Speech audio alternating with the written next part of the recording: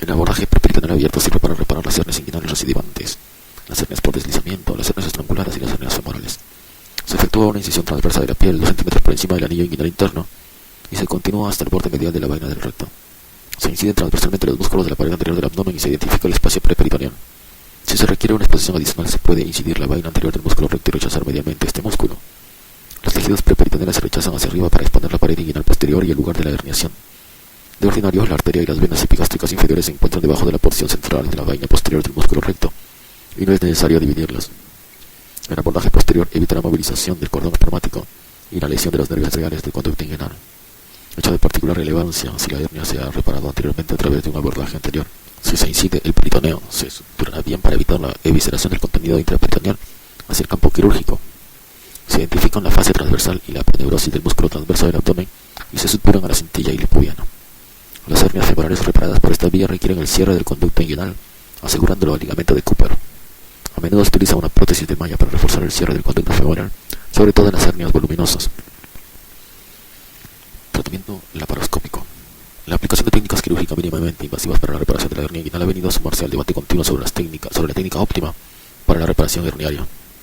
La reparación laparoscópica de la hernia inguinal es otro método de reparación con una malla sin tensión basado en un abordaje preperitoneal. La técnica laparoscópica tiene la ventaja mecánica de que se coloca una malla de gran tamaño por detrás del defecto para cubrir el orificio miopectíneo y se aprovechan las fuerzas naturales de la pared abdominal para inmovilizar la malla en su sitio. Sus partidarios preconizan una recuperación más rápida, menos dolor, mejor visualización de la anatomía, utilidad a la hora de corregir todos los defectos de la hernia inguinal y disminución de las infecciones del foco quirúrgico. Los críticos subrayan el alargamiento de los tiempos quirúrgicos, las dificultades técnicas y el incremento del coste. Pese a la controversia en torno a la utilidad de la reparación laparoscópica en las hernias inguinales unilaterales primarias, la mayoría está de acuerdo en que este abordaje ofrece ventajas a los pacientes con hernias bilaterales o recidivantes. La adopción de normas prácticas para la ejecución de las reparaciones laparoscópicas de la hernia ayuda a controlar los costes. A la hora de considerar la posibilidad de usar la técnica laparoscópica para reparar una hernia inguinal, el cirujano dispone de varias opciones. Inicialmente, para las reparaciones laparoscópicas se colocaba una malla de gran tamaño en posición intraperitoneal, lo mismo que una reparación laparoscópica ventral. Este método ha sido prácticamente abandonado debido a los altos porcentajes de recidivas y a los inconvenientes de las mallas intraperitoneales. Las otras dos técnicas son una intervención totalmente peritoneal, TEP, y una intervención peritoneal abdominal, TAP. La principal diferencia entre ambas consiste en la secuencia utilizada para acceder al espacio preperitoneal. En la técnica TAP, la disección comienza en el espacio preperitoneal y para ello se emplea un disector hinchable. En la reparación TAP, se accede al espacio preperitoneal después de entrar inicialmente en la cavidad peritoneal. Cada una de estas técnicas tiene sus ventajas. Con la técnica TEP, la disección peritoneal es más rápida y el riesgo potencial de daño a las vísceras intraperitoneales es muy pequeño. Sin embargo, los disectos hinchables son caros, el espacio disponible para maniobrar es más limitado, y puede resultar imposible crear un espacio para trabajar si el paciente se ha sometido a una operación preperitoneal anteriormente. Además, si se crea un desgarro de gran tamaño en el colgajo peritoneal durante una intervención TEP, puede obliterarse el espacio potencial para maniobrar, lo que obliga a cambiar una técnica transabdominal. Por estas razones es muy importante el conocimiento de una técnica transabdominal antes de proceder a reparar una hernia inguinal por vía laparoscópica. La técnica transabdominal permite identificar inmediatamente la anatomía inguinal antes de diseccionar ampliamente y alterar los planos tisulares naturales. El mayor espacio para trabajar en la cavidad peritoneal puede facilitar y aumentar la seguridad durante las tentativas iniciales con la técnica laparoscópica. No existe ninguna contraindicación absoluta para la reparación laparoscópica de las hernias inguinales, salvo la intolerancia a la anestesia general. Los pacientes que se han sometido previamente a una intervención abdominal baja, muy extensa, pueden necesitar una adhesiólisis importante y puede que sea más aconsejable utilizar una técnica anterior.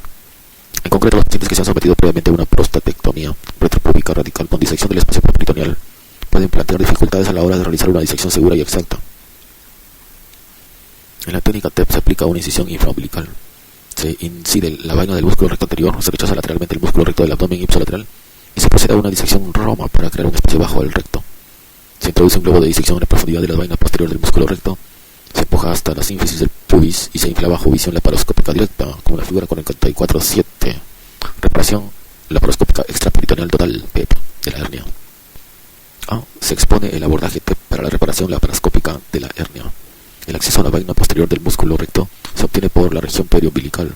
Se coloca un globo de disección en la cara anterior de la vaina posterior del músculo recto. Ahí vemos el dibujo del pubis, la vejiga, el peritoneo, el intestino y el endoscopio con globo dentro del espacio preperitoneal. En B, se empuja el globo de disección hasta la cara posterior del pubis en el espacio preperitoneal.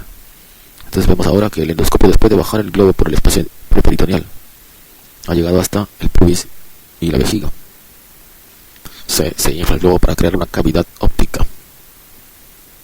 Entonces ahí vemos el globo inflado en el espacio preperitoneal. D. Se insufla la cavidad óptica con dióxido de carbono y se diseca la cara posterior del suelo inguinal.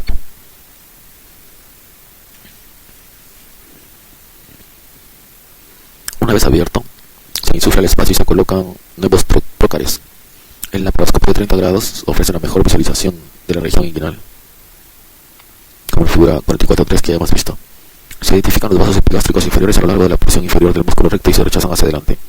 El ligamento de Cooper debe separarse mediante de la sínfisis del pubis hasta la altura de la vena ilíaca externa. Asimismo se identifica la cintilla iliopubiana. Conviene no dañar el ramo femoral del nervio genitofemoral ni el nervio femorocutáneo, que se sitúan laterales e inferiores a la cintilla iliopubiana. La disección lateral se lleva hasta la espina ilíaca anterior superior. Por último se esqueletiza el cordón espermático.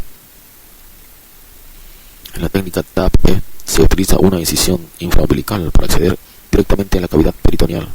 Se colocan dos puertas de 5 milímetros laterales a los vasos epigástricos inferiores, a la altura del ombligo. Se crea un colgajo peritoneal en la parte superior de la pared abdominal anterior, desde el pliegue umbilical medio hasta la espina ilíaca anterior superior. El resto de la intervención es parecida a una operación TEP. El saco herniario directo y la grasa preperitoneal asociada se reducen suavemente mediante tracción, si no se han reducido ya con la expansión del espacio preperitoneal con el globo. El saco de las pequeñas hernias indirectas se moviliza a partir de las estructuras funiculares y se reduce dentro de la cavidad peritoneal. Cuesta más reducir los sacos voluminosos. En estos casos, se divide el saco con un cauterio cerca del anillo inguinal externo, dejando intacto el saco distal. El saco peritoneal proximal se cierra con una ligadura de lazo para evitar el neumoperitoneo. Después de reducir las posibles hernias, se inserta una malla de polipropileno de 12 por 14 centímetros a través de un trocar y se despliega. Debe tapar los espacios directo, indirecto y femoral, apoyar sobre las estructuras cordonales. Es muy importante diseccionar el peritoneo por lo menos 4 centímetros de las estructuras del cordón para impedir que el peritoneo quede atrapado bajo la malla, lo que puede favorecer las recidivas. La malla se fija cuidadosamente con grapas helicoidales al ligamento de Cooper desde la espina del pubis hasta la vena ilíaca externa, por delante de la musculatura posterior del recto y del arco aponeurótico del músculo transverso del abdomen y a una altura mínima de 2 centímetros por encima del defecto herniario y lateral a la cintilla iliopubiana. La malla debe prolongarse más allá de la sínfisis del pubis y por debajo del cordón espermático y del peritoneo, como en la figura 44.8. La malla no darse en esta zona y deben colocar helicoidales por debajo de la cintilla iliopubiana más allá de la arteria ilíaca. Las grapas colocadas en este campo pueden dañar el ramo femoral del nervio genitofemoral o el nervio femorocutáneo. También deben evitarse las grapas en el triángulo de las desgracias, delimitado por el conducto de frente en la cara medial y los vasos espermáticos en la cara lateral, para evitar la lesión de los vasos ilíacos externos y del nervio femoral. Siempre que se pueda palpar la punta de la grapadora, se evitarán estas estructuras. La figura 44.8. Ilustración de la colocación de una malla protésica para la reparación extraperitoneal total de la hernia. Vemos los vasos epigástricos y el espacio directo y el espacio indirecto, la cintilla iliopubiana, el elemento de Cooper, el conducto de frente, la vena ilíaca externa y la arteria ilíaca externa. Hernias 3, se ha visto en página 1166. Resultados de la reumatología de hernias inguinales. En varios estudios controlados, aleatorizaron para distintas reparaciones laparoscópicas de hernias inguinales con unas técnicas abiertas. Una de las principales limitaciones de estos estudios ha sido la inclusión de varias técnicas laparoscópicas y abiertas. Además, en algunos trabajos se ha combinado técnica laparoscópica con reparaciones anatómicas abiertas prácticamente abandonadas por la mayoría de los cirujanos. En la tabla 44.2 se presentan varios estudios prospectivos realizados en que se han comparado reparaciones laparoscópicas y reparaciones abiertas sin tensión de hernias inguinales. La European Union Hernia Trialists Collaboration publicó una extensa revisión sistémica de los estudios controlados aleatorizados. Los autores presentaron en 2002 un metaanálisis en el que se analizaban los datos de 4.165 pacientes de 25 estudios. Según los datos disponibles, con la reparación laparoscópica se reanudaba antes la actividad normal y se reducía el dolor postoperatorio existente. Los porcentajes de recidiva eran menores con la reparación laparoscópica que con las reparaciones abiertas sin malla. Sin embargo, los porcentajes eran similares para las reparaciones laparoscópicas y abiertas con malla. En un estudio prospectivo publicado recientemente y patrocinado por la Veteran Administration en 1983, pacientes se sometieron literalmente a una reparación abierta de Liechtenstein o a una reparación laparoscópica. El 90% de los cuales fueron reparaciones TEP. La mayoría de los cirujanos que participaron en este estudio tenían una experiencia mínima con la técnica laparoscópica. Solo se requerían 25 reparaciones previas para poder incluir a los pacientes, lo que concuerda con el porcentaje de conversión aparentemente elevado del 5%. A pesar de estos factores, los investigadores observaron una incidencia 2 veces mayor de recidivas tras la reparación laparoscópica, 10% que tras el saco de la hernia femoral normal y se reducía el dolor postoperatorio persistente. Los porcentajes de recidiva eran menores con la reparación laparoscópica que con las reparaciones abiertas sin malla. Sin embargo, los porcentajes eran similares para las reparaciones laparoscópicas y abiertas con malla. En un estudio prospectivo publicado recientemente y patrocinado por la Veterans Administration en 1983, pacientes se sometieron literalmente a una reparación abierta de Liechtenstein o a una reparación laparoscópica. El 90% de los cuales fueron reparaciones TEP. La mayoría de los cirujanos que participaron en este estudio tenían una experiencia mínima con la técnica laparoscópica. Se requerían 25 reparaciones previas para poder incluir a los pacientes, lo que concuerda con el porcentaje de conversión aparentemente elevado del 5%. A pesar de estos factores, los investigadores observaron una incidencia 2 veces mayor de recidivas tras la reparación laparoscópica, 10%, que tras la reparación abierta, 5%. Esta diferencia en las recidivas se mantuvo en las hernias primarias, 10% con la técnica laparoscópica frente al 4% con la reparación abierta. Sin embargo, las recidivas fueron menores en las hernias restantes reparadas mediante la técnica laparoscópica, 10% frente al 14%. En otra publicación de este mismo grupo se observó que la inexperiencia laparoscópica del cirujano y una edad del cirujano superior a 45 años constituían factores predictivos decisivos tras la reparación laparoscópica. ¿Qué se puede deducir de este estudio? Este trabajo demuestra que la reparación laparoscópica de las hernias inguinales conlleva una curva de aprendizaje muy clara para poder distinguir un porcentaje de recidivas aceptablemente bajo. No obstante, persiste el dilema de tener que lograr la pericia técnica adecuada para poder usar esta técnica. Hernias femorales. La hernia femoral tiene lugar a través del conducto femoral, delimitado por arriba de la cintilla iliopubana, por abajo del ligamento de Cooper, por el lado externo por la vena femoral y por el interno por la confluencia entre la cintilla iliopubana y el ligamento de Cooper. La hernia femoral produce una masa o abultamiento bajo el ligamento inguinal. Algunas hernias femorales se manifiestan a través del conducto inguinal. En este caso, el saco de la hernia femoral sale del ligamento inguinal a través del conducto femoral, pero asciende en sentido cefálico. Tenemos la tabla 44.2 que se había mencionado. Tabla 44.2 se mencionó que presenta varios estudios prospectivos aleatorizados recientes en los que se han comparado reparaciones laparoscópicas y reparaciones abiertas sin tensión de hernias inguinales. Entonces dice estudios prospectivos aleatorizados en los que se han comparado la reparación laparoscópica de hernias inguinales y la reparación abierta sin tensión. Tenemos el estudio, año, técnica, complicaciones en porcentaje, periodo medio de seguimiento en meses y recidivas porcentaje. Estudio Brickman y Coles 2003, técnica TEP 92, complicaciones 9,8%, 20 meses 2,2%. Tapón 15,8%, recidivas 1,9%. Liechtenstein 20,4% en complicaciones. Ahora Lal y Coles 2003, técnica TEP 25, 12%, 13 meses. Liechtenstein 4%. Neumayer y Coles 2004, TEP 90% sobre TEP 39% complicaciones, 24 meses, 10%. Bueno, decir que la técnica era TEP 90% sobre TEP 10%, 989. Ahora Liechtenstein 994, 33%, recidivas 5%. La hernia femoral se puede reparar con la reparación estandarizada del ligamento de Cooper, el abordaje periperitoneal o un abordaje laparoscópico. Los elementos esenciales para reparar la hernia femoral comprenden la disección y extracción del suero herniario y la ablación del efecto del conducto femoral, bien con la aproximación de la cintilla iliopubiana al ligamento de Cooper o con la colocación de una malla protésica para tapar el defecto. La incidencia de la estrangulación es elevada en las hernias femorales, por eso hay que examinar la viabilidad del saco de toda hernia femoral encarcerada. En caso de compromiso intestinal, la técnica de elección es la del ligamento de Cooper, ya que la malla está contraindicada.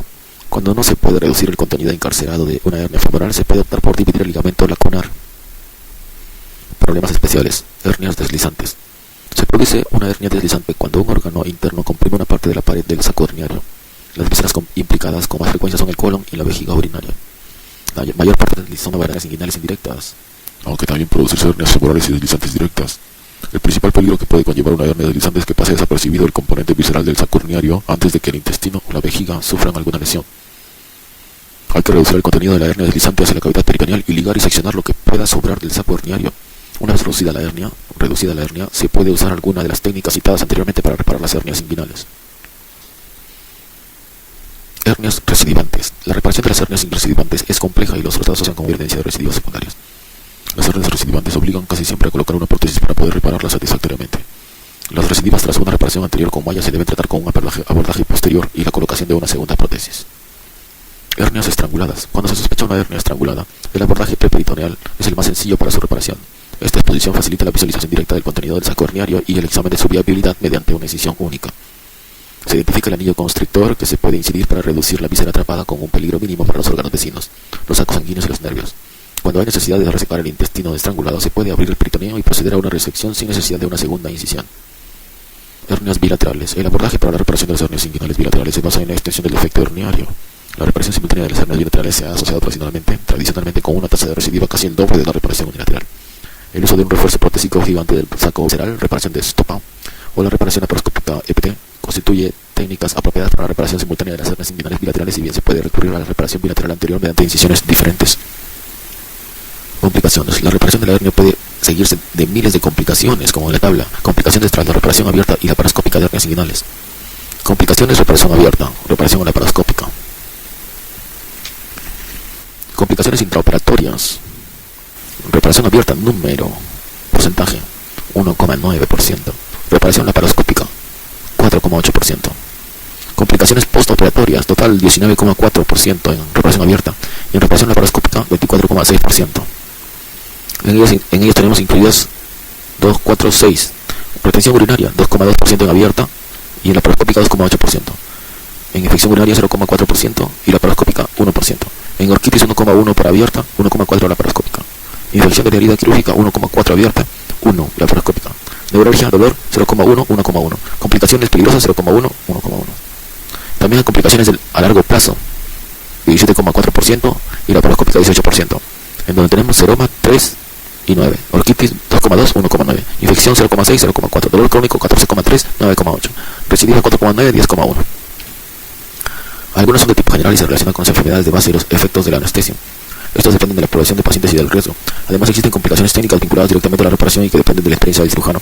Son más frecuentes cuando se reparan hernias recidivantes. La cicatrización y las anomalías anatómicas aumentan con las recidivas herniarias, que dificultan a veces el reconocimiento de las estructuras más importantes en el quirófano. Esta es la razón principal por la que recomendamos que se aplique un abordaje diferente si la hernia recidiva. Aunque la tasa total de complicaciones de las reparaciones es alrededor del 10%, muchas de esas complicaciones son pasajeras y se corrigen fácilmente. Las complicaciones más graves, según una experiencia extensa, se enumeran en la tabla 44.3 que ya hemos visto. Infecciones del foco quirúrgico. El riesgo de infección del foco, herida, quirúrgico se aproxima al 1 al 2% tras la reparación abierta de la hernia inguinal y es menor con la reparación laparoscópica. Estas son operaciones limpias y el riesgo de infección depende sobre todo de las enfermedades asociadas del paciente. La mayoría admite que no se precisa ninguna profilaxis antimicrobiana sistémica para las reparaciones de las hernias. Los pacientes con enfermedades de base graves, reflejadas en una puntuación de la American Society of Anesthesiology, ASA, igual o mayor de 3, precisan profilaxis perioperatorias con 1 o 2 gramos de cefazolina, administrados por vía intravenosa de 30 a 60 minutos antes de la incisión.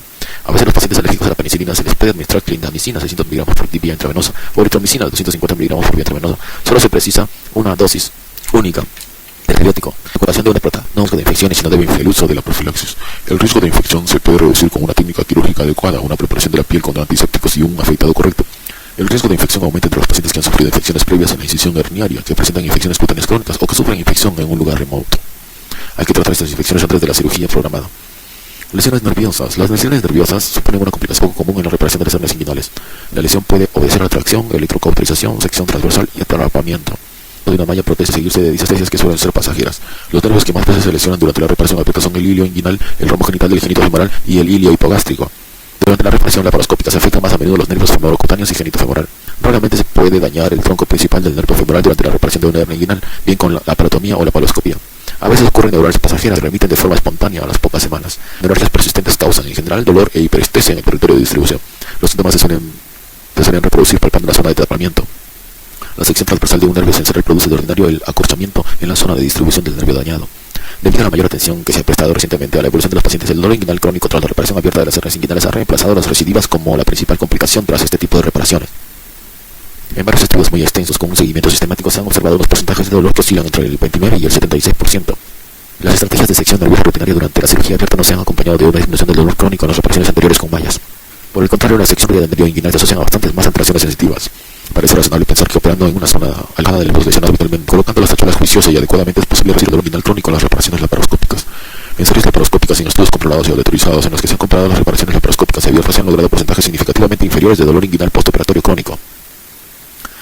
Se han descrito varios abordajes para tratar la neuralgia residual, lanzamiento analgésicos, bloqueos nerviosos con anestésicos locales, estimulación eléctrica, transcutanía y medicamentos diversos. Los pacientes que presentan síndromes de atrapamiento nervioso suelen responder mejor a una nueva exploración con neurectomía.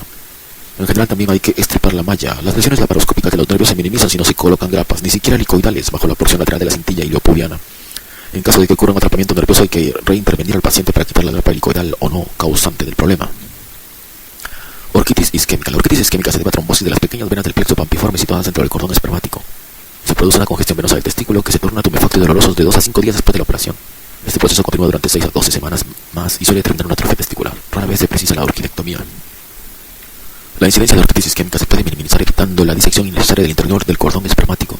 La incidencia aumenta con la disección de la porción distal de un gran saco herniario, así como entre los pacientes sometidos a cirugía de recidivas hernianas con un abordaje anterior o por lesiones del cordón espermático.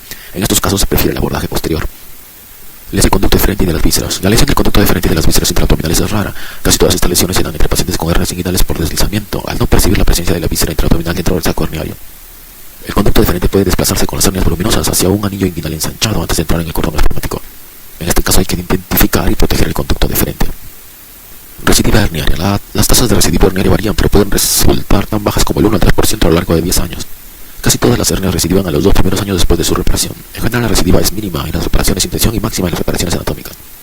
Las recidivas herniares obedecen casi siempre a factores técnicos como una tensión excesiva de la reparación, la omisión de hernias, la falta de inclusión de un borde músculo aponeurótico adecuado en la reparación y un tamaño y colocación inadecuados de la malla.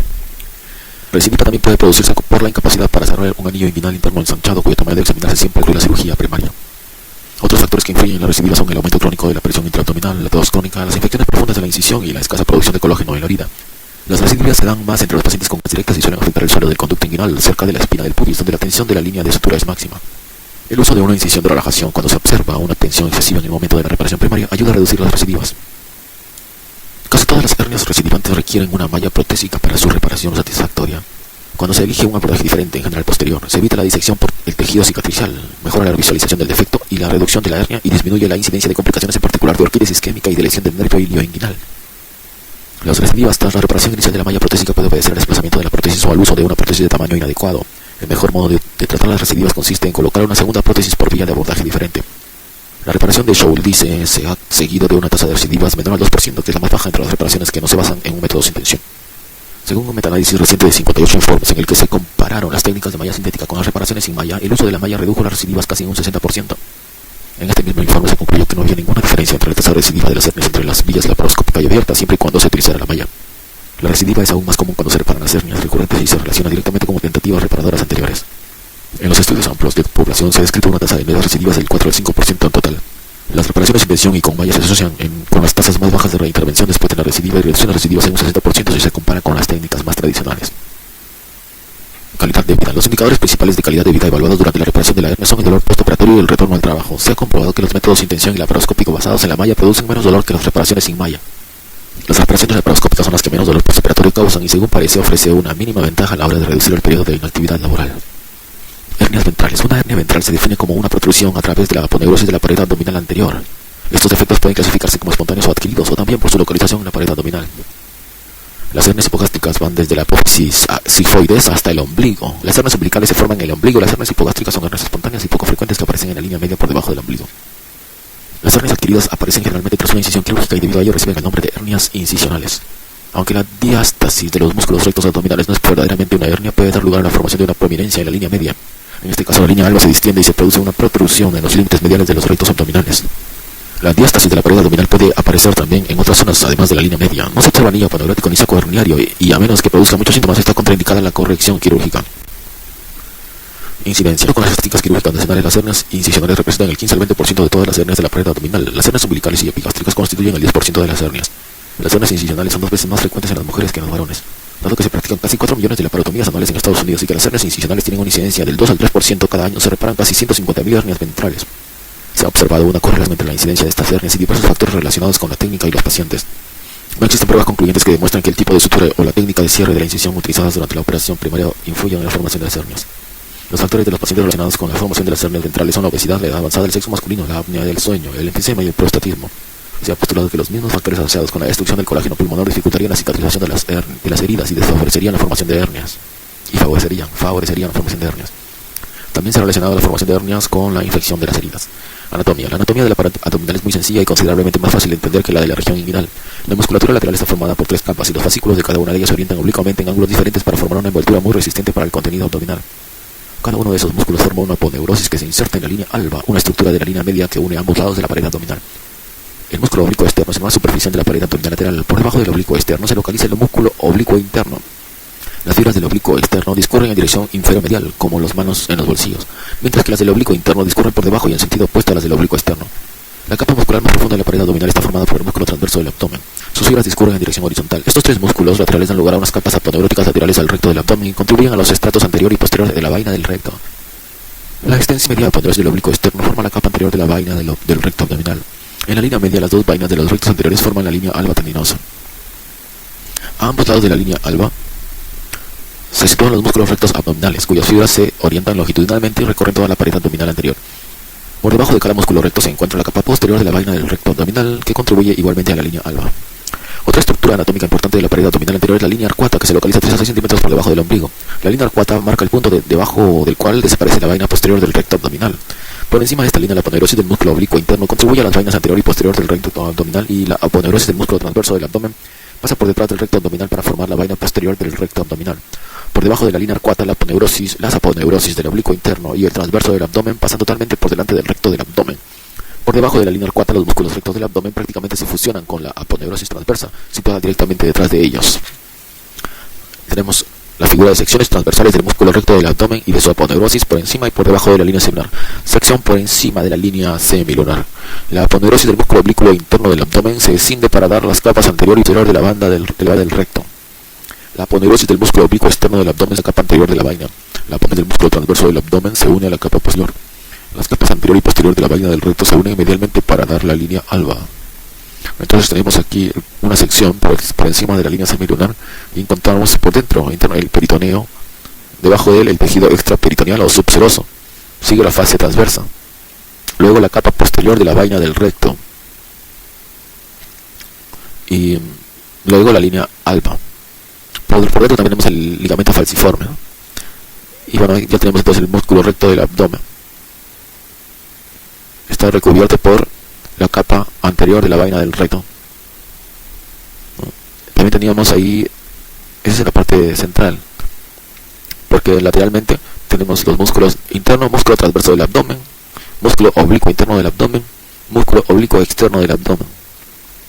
Están recubiertos continuados por la aponeurosis del músculo transverso del abdomen, la aponeurosis del músculo oblicuo interno del abdomen y la aponeurosis del músculo oblicuo externo del abdomen.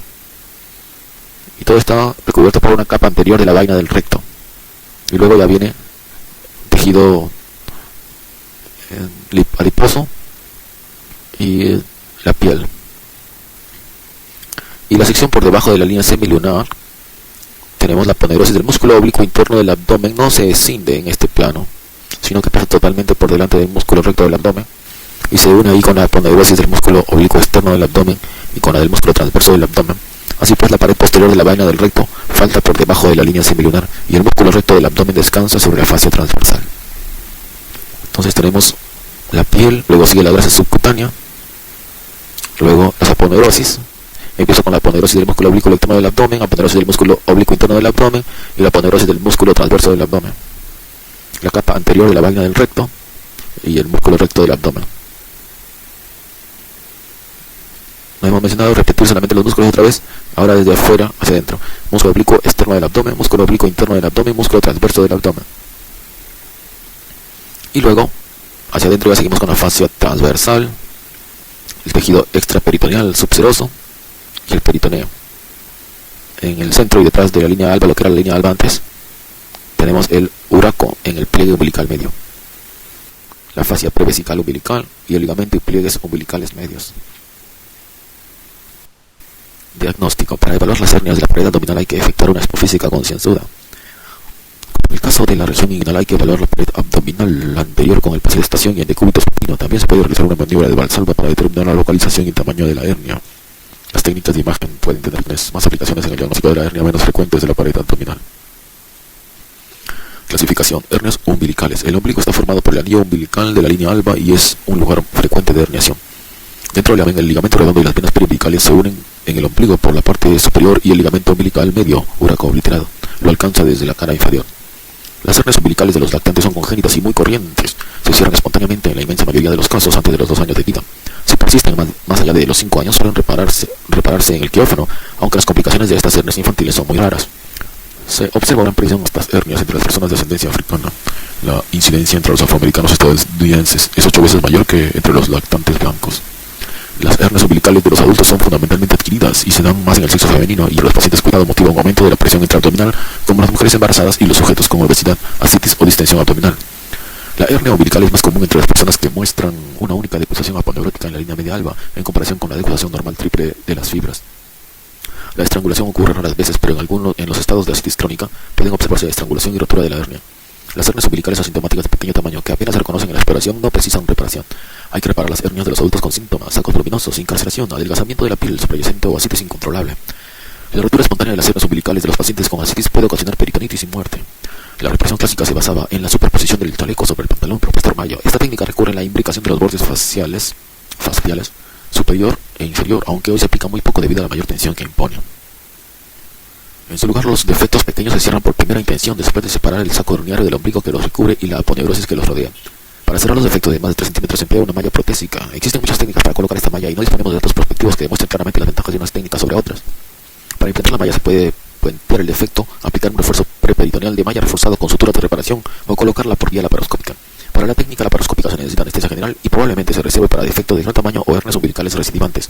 No se ha alcanzado un consenso universal sobre el método más apropiado para la reparación de las hernias umbilicales. Hernias epigástricas. Aproximadamente el 3 al 5% de la población tiene hernias epigástricas. Las hernias epigástricas son 2 a 3 veces más frecuentes entre los varones. Se localizan entre el apéndice sifoides y el ombligo y suelen situarse a los 5 a 6 centímetros superiores al ombligo. Como las hernias umbilicales epigástricas se dan más entre las personas con una decusación aponeurótica simple, se trata de defectos pequeños que suelen causar un dolor desproporcionado a su tamaño debido a la incarceración de la grasa preperitoneal. Hasta un 20% de los pacientes presentan varias hernias, aproximadamente el 80% se localizan justo al lado de la línea media. La reparación consiste habitualmente en la excisión del tejido preperitoneal incarcerado y el cierre simple del defecto aponeurótico como en las hernias umbilicales. Los defectos pequeños pueden repararse con anestesia local. En ocasiones estos defectos pueden ser de un tamaño considerable y contener epiplón u otras vísceras intraabdominales, y para su reparación puede necesitarse una malla. En las hernias epigástricas conviene optar por la reparación ya que los dos son pequeños y no es fácil reducir la grasa que se hernia desde la cavidad peritoneal. Hernias incisionales. De todas las hernias conocidas, incisionales, llamadas a veces hernias, pueden resultar las más frustrantes y difíciles de combatir. Las hernias incisionales obedecen a una tensión excesiva y cicatrización inadecuada de una incisión previa, a menudo asociada con infecciones del foco quirúrgico. Estas hernias aumentan de tamaño con el tiempo y producen dolor, obstrucción intestinal, incarceración y estrangulación. La obesidad, el envejecimiento, la malnutrición, la citis del embarazo y los estados que aumentan la presión intraabdominal constituyen factores predisponentes de la eventración. La obesidad puede ocasionar una eventración debido a la mayor tensión que impone a la pared abdominal, el exceso del panículo adiposo denso y la enorme masa epiploica. Otros factores de riesgo para la eventración son la enfermedad pulmonar crónica y la diabetes mellitus. Los medicamentos como los corticosteroides y los antineoplásicos y las infecciones del foco quirúrgico pueden propiciar una mala cicatrización de la herida y aumentar el riesgo de eventración. Las grandes eventraciones pueden acabar con el derecho al domicilio abdominal, es decir, el contenido abdominal deja de alojarse en la cavidad abdominal. Estos grandes defectos de la pared abdominal se observan también cuando no se logra cerrar el abdomen, sobre todo por un edema intestinal, compresas abdominales, peritonitis y laparotomías repetidas. Con la pérdida del derecho al domicilio, se altera la rigidez natural de la pared abdominal y se produce una retracción frecuente de la musculatura del abdomen. Puede ocurrir una disfunción respiratoria, pues estos grandes defectos ventrales determinan movimientos respiratorios paradójicos del abdomen. Además del derecho al domicilio abdominal, da lugar a un edema intestinal, congestión del sistema venoso esplácnico y retención de orina y estreñimiento. La devolución de las vísceras desplazadas a la cavidad abdominal durante la reparación aumenta en ocasiones la presión abdominal y genera un síndrome abdominal compartimental, así como una insuficiencia respiratoria aguda. Reparación quirúrgica. La reparación primaria de las eventraciones es factible si el defecto es pequeño, menos de 2 centímetros, y hay tejido viable circundante. Los defectos mayores, diámetro aproximado más de 2 a 3 centímetros, comportan una elevada tasa de recidivas y se cierran de primera intención y deben repararse con una prótesis. Las tasas de recidiva oscilan entre el 10 y el 50% y se reducen generalmente a menos de la mitad utilizando una malla protésica. El material protésico se coloca a modo de un parche de recubrimiento para soportar el tejido reparado. El parche se interpone entre el defecto facial o a modo de sándwich entre los planos tisulares o colocarlo en posición intraperitoneal. Dependiendo de su localización hay que tener en cuenta algunas propiedades importantes de la malla. Hay diversos productos de malla sintética. Entre las características deseables de una malla protésica cabe destacar la inercia química, la resistencia a las tensiones mecánicas sin merma de su extensibilidad, la posibilidad de esterilizarla, la ausencia de carcinogenicidad, la inducción de una reacción inflamatoria mínima y la hipoalergenicidad. Todavía no se ha podido encontrar la malla ideal. La malla de polipropileno se ha utilizado mucho y permite la penetración de fibroblastos nativos, así como la incorporación de dispositivo a la fascia circundante. Es semirrígida, algo flexible y porosa. Conviene no colocar la malla de propileno en una posición intraperitoneal opuesta directamente al intestino, debido a que los porcentajes de formación de fístulas enterocutáneas son inaceptablemente elevados. Cuando hay que colocar la malla en posición intraperitoneal, existen varias opciones. Se puede utilizar una malla de polipropileno siempre que se pueda interponer tejido epiploico entre la misma y las vísceras huecas. También se puede emplear politetrafluoroetileno expandido, que significa PTFE, politetrafluoroetileno politetrafluoroetileno expandido. Este producto difiere de otras mallas sintéticas en que es flexible, liso y contiene poros microscópicos. Los fibroblastos proliferan a través de los poros, pero el PTFE resulta impermeable a los líquidos, el politetrafluoroetileno expandido. A diferencia del polipropileno, el politetrafluoroetileno expandido no se incorpora al tejido nativo. La encapsulación ocurre lentamente y durante este proceso pueden aparecer infecciones. Cuando se infecta hay que retirarse siempre el politetrafluoroetileno. La malla compuesta es un producto más reciente que combina atributos del polipropileno y el politetrafluoroetileno, al disponer estas dos sustancias en capas una sobre otra. La superficie del politetrafluoroetileno actúa como interfaz protectora del intestino y la cara del polipropileno mira a la superficie con la intención de incorporarse al tejido facial nativo. El último adelanto de las prótesis para la reparación de las eventraciones es una malla no sintética o de tejido natural. Estas mallas están constituidas fundamentalmente por colágeno acelular obtenido de submucosa intestinal o dermis porcino, o de matriz acelular de tejidos humanos procedentes de dermis de cadáveres. Estas mallas biosintéticas son alternativas muy caras a otros productos y actualmente se usan sobre todo cuando existe una infección activa o una contaminación importante, en cuyo caso están contraindicadas las mallas permanentes. No se han publicado estudios en los que se haya comparado la eficacia de estas alternativas tisulares naturales y de las mallas sintéticas. Con el consenso general de que todas las hernias incisionales, salvo las más pequeñas, deben repararse con mallas, el cirujano puede elegir entre diferentes técnicas para colocar la malla. La técnica de superposición implica el cierre primario del defecto aponeurótico y la aplicación de una malla de polipropileno sobre la aponeurosis anterior. La principal ventaja de esta técnica consiste en que la malla queda fuera de la cavidad abdominal, con lo que se evita su contacto directo con las vísceras abdominales. Sin embargo, tiene algunos inconvenientes, como la necesidad de practicar una disección subcutánea muy extensa, con lo que aumenta el riesgo de formación de un seroma, la localización superficial de la malla con el consiguiente riesgo de contaminación si se infecta la incisión, y el hecho de que la reparación suele efectuarse a tensión. No existe ningún análisis prospectivo de esta técnica, pero en un estudio retrospectivo se citan unos índices de recidiva del 28%. Es muy aconsejable colocar la malla bajo la aponeurosis. Gracias al amplio solapamiento entre la malla y la aponeurosis, las fuerzas naturales de la cavidad abdominal mantienen la malla en su posición. Para conseguirlo se pueden emplear varias técnicas. Usando una malla de tipo doble, después de reabrir la incisión previa, se puede colocar la malla en posición intraperitoneal con mínimo 2 centímetros más allá del borde de la aponeurosis y fijarla con suturas de colchonero interrumpidas. Esta técnica obliga a levantar colgajos subcutáneos que pueden quedar en contacto directo con la malla y el contenido abdominal. También se puede aplicar un trozo de malla de polipropileno con un amplio refuerzo aponeurótico en el espacio retrorectal o preperitoneal, tal como popularizaron Rives y Stopan. Para esta técnica se coloca un trozo grande de malla en el espacio retromuscular por encima de la vaina del recto abdominal posterior o el peritoneo, y secciona lateralmente este espacio a ambos lados de la línea alba hasta una distancia de 8 centímetros más allá del defecto. La malla protésica debe sobrepasar en 5 o 6 centímetros los límites superior e inferior del defecto. No es necesario saturarla, útela, ya que se mantiene en su sitio gracias a la presión intraabdominal, principio de Pascal, lo que permite finalmente se incorpore los tejidos circundantes.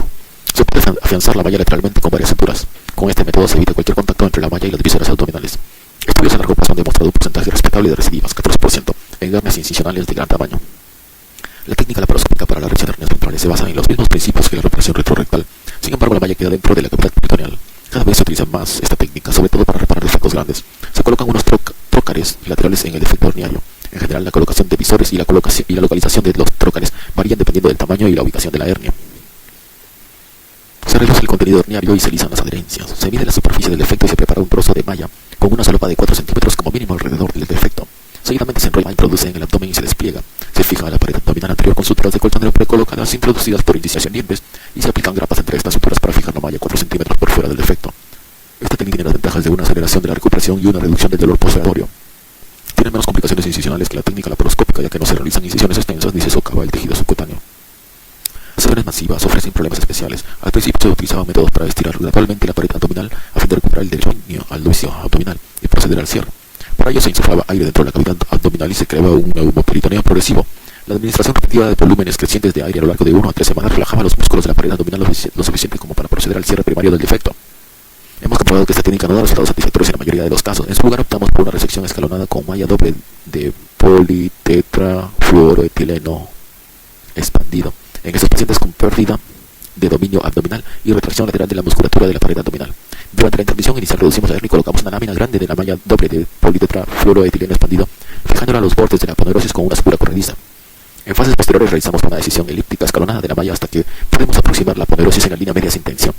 Por último, resecamos la malla y reaproximamos la aponeurosis, separando los componentes y colocando un parche alodérmico cubriente, si fuera necesario. Otro avance reciente en la reparación de las eventraciones complejas es la técnica de separación de componentes, como la figura. Técnica de separación de componentes. La diseccionan la gasa subcutánea, separándolas de la vaina anterior del músculo recto del abdomen y la aposis del músculo oblicuo externo del abdomen. B. Se practica una incisión en el músculo oblicuo externo del abdomen, 1 a 2 centímetros lateral al músculo recto del abdomen. C. Se separan los músculos oblicuo externo y oblicuo interno del abdomen. D. Se prolonga la disección hasta la línea axilar posterior. E. Se puede conseguir mayor longitud seccionando la vaina del recto posterior por encima de la línea arcuata. F. Conviene extremar las precauciones para no dañar los nervios y los vasos sanguíneos que penetran por detrás del músculo recto del abdomen. Esta técnica consiste en separar las capas musculares laterales de la pared abdominal para que puedan avanzar. Muchas veces es posible el cierre facial primario por la línea media, lo que evita la necesidad de introducir una malla. Por esta intervención se levantan colgajos subcutáneos muy extensos y por encima de la aponeurosis oblicua externa. Estos colgajos se desplazan lateralmente hasta sobrepasar la línea semilunar. Con la propia disección se puede adelantar ligeramente la pared abdominal.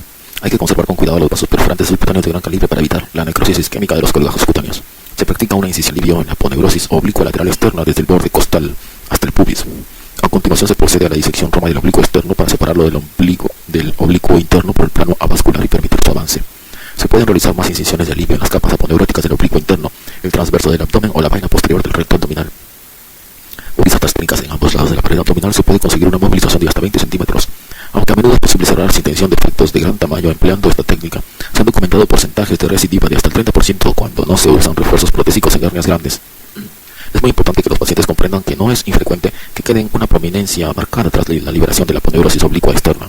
Debido a estos factores, nosotros reforzamos generalmente la reparación con una cubierta protésica biónica. Esta técnica es muy útil para los pacientes sometidos a laparotomías con control del daño o en los grandes defectos herniarios. Resultados de la reparación de hernias incisionales. Solo se han publicado 2 estudios prospectivos aleatorizados en los que se hayan comparado reparaciones laparoscópicas y abiertas de hernias ventrales. Aunque ambos son de poca envergadura, con menos de 100 pacientes entre los dos, los resultados parecen favorecer la técnica laparoscópica. La incidencia de complicaciones postoperatorias y las recidivas fue menor en las hernias reparadas por vía laparoscópica. En varios informes retrospectivos se han observado ventajas similares con la técnica laparoscópica. De acuerdo con los estudios comparativos enumerados en la tabla Qualpi 4.4, la reparación laparoscópica de hernias incisionales conlleva menos complicaciones postoperatorias, menos infecciones y menos recidivas herniarias. Hasta que se lleva a cabo un estudio prospectivo aleatorizado de la potencia apropiada, la técnica ideal dependerá en gran medida de la pericia y las preferencias del cirujano. Hernias inusales. Hernia de Spiegel. La hernia de Spiegel ocurre a través de la fascia de Spiegel, que se compone de la capa aponeurótica situada entre el músculo recto medialmente y la línea semilunar lateralmente. Casi todas las hernias de Spiegel ocurren en o por debajo de la línea semilunar. La ausencia de la fascia posterior del músculo recto puede contribuir a la debilidad inherente de esta zona. Estas hernias suelen ser interparietales y el saco herniario produce una disección posterior a la aponeurosis del músculo oblicuo externo. Casi todas las hernias de Spiegel son pequeñas, 1 a 2 centímetros de diámetro, y surgen en la cuarta o séptima década de vida. A menudo los pacientes presentan dolor localizado en la zona, sin protrusión porque la hernia se sitúa bajo la aponeurosis intacta del músculo oblicuo externo. La ecografía o la TC del abdomen ayudan al diagnóstico. La hernia de Spiegel debe repararse debido al riesgo de incarceración asociado con su cuello relativamente estrecho. Hay que marcar el lugar de la hernia antes de la operación. Se practica una incisión transversal sobre el defecto y se prosigue hasta la aponeurosis del músculo oblicuo externo. Se abre el saco herniario y se diseca sin el cuello de la hernia para su extirpación o inversión. El defecto se cierra transversalmente con una sutura simple de los músculos transversos del abdomen y oblicuo interno, seguida del cierre de la aponeurosis del oblicuo externo. Los defectos mayores se reparan con una prótesis de malla. La recidiva ocurre pocas veces. Hernia obturatriz. El conducto obturador se forma por la unión del pubis y del isquio y está cubierto por una membrana perforada por el nervio y los vasos obturadores. El debilitamiento de la membrana obturatriz puede determinar un ensanchamiento del conducto y la aparición de un saco herniario con posible incarceración y estrangulación intestinales. El paciente acude con signos de compresión del nervio obturador, es decir, con dolor en la cara interna del muslo, signo de Hausch-Romberg. Casi la mitad de los pacientes con una hernia obturatriz presentan una obstrucción intestinal completa o parcial. El diagnóstico se puede establecer si procede TC del abdomen. El abordaje posterior, bien mediante la laparotomía o la laparoscopía, es el preferido. Esta vía proporciona acceso directo a la hernia. Si se altera la viabilidad intestinal, hay que proceder a la reparación preperitoneal abierta. Una vez reducido el saco y el contenido herniario, hay que reducir la posible grasa preperitoneal dentro del conducto obturador. Se puede manipular suavemente el nervio obturador con un gancho romo de nervios para facilitar la reducción del cojinete adiposo. El agujero se repara con suturas o se coloca una pequeña malla protésica, procurando no dañar el nervio ni los vasos obturadores. Hernia lumbar. Hernias lumbares pueden ser congénitas o adquiridas y se dan en la región lumbar de la pared posterior del abdomen. Son más frecuentes las hernias que protruyen por el triángulo lumbar superior, triángulo de Greenfeld. El triángulo lumbar superior está delimitado por la 12ª costilla, los músculos paravertebrales y el músculo oblicuo interno. Las hernias a través del triángulo lumbar inferior, triángulo de Petit, delimitado por la cresta ilíaca, el músculo dorsal ancho y el músculo oblicuo externo, son más raras. El debilitamiento facial lombo dorsal en cualquiera de estas regiones determina una protrusión progresiva de la grasa extraperitoneal y un saco herniario. Las hernias lumbares no propenden a la incarceración. La reparación satisfactoria de la ciudad resulta complicada para los bordes óseos inmóviles de estos efectos. La reparación debe efectuarse con una malla protésica que se puede suturar a los bordes de la hernia. Se dispone de fascia suficiente sobre el hueso para fijar la malla. Hernia interparietal. Las hernias interparietales son raras y ocurren cuando el saco herniario queda entre las capas de la pared abdominal. Las hernias interparietales suelen ocurrir sobre incisiones previas. Las hernias de Spiegel casi siempre son interparietales. No resulta fácil el diagnóstico preoperatorio correcto de la hernia interparietal. Muchos pacientes con hernias interparietales complicadas presentan una obstrucción intestinal. La tesis del abdomen facilita el diagnóstico. Las grandes hernias interparietales requieren de ordinario la colocación de una malla protésica para su cierre. Cuando no se puede cerrar para obliterar el defecto, puede recurrirse a la técnica de separación de componentes que aporta tejidos naturales. Hernia isquiática. El agujero ciático mayor puede constituir un lugar de herniación. Estas hernias son rarísimas y difíciles de diagnosticar. Con frecuencia no producen síntomas hasta que aparece la obstrucción intestinal. Los síntomas habituales consisten en una masa molesta o de crecimiento lento en la región glútea o intraglútea. Puede haber dolor en el nervio ciático, pero la hernia ciática casi nunca produce una ciatalgia. El abordaje transperitoneal se prefiere cuando se sospecha una obstrucción o estrangulación. En general, el contenido herniario se puede reducir mediante una tracción suave. Casi siempre se prefiere la reparación con una malla protésica. Se puede utilizar un abordaje transglúteo si se conoce el diagnóstico y la hernia parece reducible.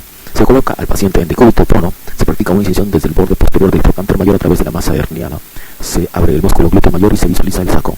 Los bordes musculares del defecto se pueden reaproximar con una sutura interrumpida o bien se tapa el defecto con una malla. Hernia perineal. Las hernias perineales se deben a defectos congénitos adquiridos y son rarísimas. Además pueden ocurrir tras una resección abdominoperineal o una prostatectomía perineal. El saco herniario protruye a través del diafragma pélvico. Las hernias perineales primarias se dan pocas veces, sobre todo entre mujeres múltiples mayores, y pueden ser bastante voluminosas. Los síntomas dependen casi siempre de la protrusión de una masa a través del defecto, que empeora al sentarse o levantarse. En general, el abortamiento se detecta durante la exploración bimanual recto vaginal. Las hernias perineales se suelen reparar a través de un abordaje transabdominal o de un abordaje transabdominal y perineal combinado. Una vez reducido el contenido del saco, los pequeños defectos se cerran con una sutura no obstruible y los mayores se reparan con malla protésica. Complicaciones. Infección de la malla. Las infecciones de las mallas representan complicaciones graves que pueden ser muy difíciles de tratar. Si se infecta una malla de PTFE, hay que retirarla con la consiguiente movilidad de otro defecto que a menudo hace desplazar la atención con su inevitable recidiva. Tras las reparaciones abiertas de hernias ventrales, son relativamente frecuentes las infecciones de la incisión y de la malla. Raras veces se opta por utilizar técnica laparoscópica y colocar una malla grande sin tener en cuenta las complicaciones en heridas con grandes colgajos de tejido subcutáneo. En una serie de casi 1000 pacientes que se habían sometido a una reparación laparoscópica por una hernia ventral, la malla se infectó en menos del 1% de los casos. Es probable que esta reducción de las complicaciones infecciosas sea la principal ventaja de la reparación laparoscópica de las hernias ventrales. Seromas. Se pueden formar seromas tras la reparación laparoscópica y abierta de las hernias ventrales. En las reparaciones abiertas se colocan a menudo drenajes para intentar recuperar el espacio muerto dejado por la disección de la hernia y los tejidos. Estos drenajes pueden contaminar la malla y pueden formarse seromas tras retirada. Con la técnica laparoscópica no se resaca el saco herniario y se puede formar una cavidad serómica. La mayoría de estos seromas desaparecen con el paso del tiempo conforme la malla se va incorporando al saco herniario. Es muy importante comentar con el paciente las posibilidades de que se forme un seroma antes de proceder a la reparación laparoscópica de una hernia ventral. Nosotros reservamos la aspiración para los seromas sintomáticos que persisten después de 6 a 8 semanas. Endotomía. Las lesiones intestinales durante una adhesiólisis pueden tener consecuencias catastróficas. El tratamiento de una enterotomía durante la reparación de una hernia es motivo de controversia y depende del seguimiento del intestino dañado, delgado o grueso y de la magnitud del partido. Se puede optar por abortar la reparación, realizar una reparación primaria o con tejido biológico o realizar una reparación tardía con malla protésica al cabo de 3 o 4 días. Si se produce contaminación, por tanto, está contraindicado el uso de una malla protésica. He dejado la completa de estudios sobre las reparaciones laparoscópicas y abierta de las hernias ventrales. Tenemos los estudios McGrady y Coles en el año 2003. Número de pacientes, LAP, el laparoscópico 65. 8% de complicaciones, infección de la malla 3%, infección de la herida cúbica 0%. Y en abierta 71, 21% de complicaciones, 0% infección de la malla, 10% de la herida cúbica. Y Coles en el 2003, LAP 50, 28% de complicaciones, 2% de infección de la malla, 2% de infección quirúrgica. Así tenemos la ciudad Wright y Coles, de María y Coles, Chari y Coles, Carvalho y Coles.